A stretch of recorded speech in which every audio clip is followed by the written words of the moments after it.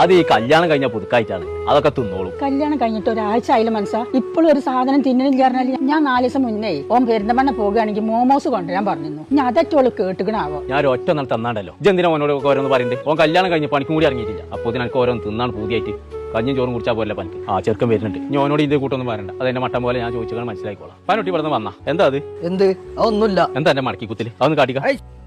എന്താപ്പ ഇത്? ബ്രോസ്റ്റ് ആണല്ലോ. എന്റെ പെണ്ണുങ്ങൾക്ക് കൊടുന്നേക്കാരല്ലേ? എടാ എന്റെ അമ്മ ഒരു 4 ദിവസം മുന്നേ എന്നോട് പെരിന്തൽമണ്ണ അങ്ങാടിക്ക് പോവുകയാണെങ്കിൽ മോമോസ് എന്തോ കൊണ്ടുവരാൻ പറഞ്ഞില്ലേ? അതെനിക്ക് കൊണ്ടുവരാൻ പറ്റാ. എന്റെ പെണ്ണുങ്ങൾക്ക് എന്ത് വേണമെങ്കിലും വെച്ച് കൊടുന്നു കൊടുക്കും.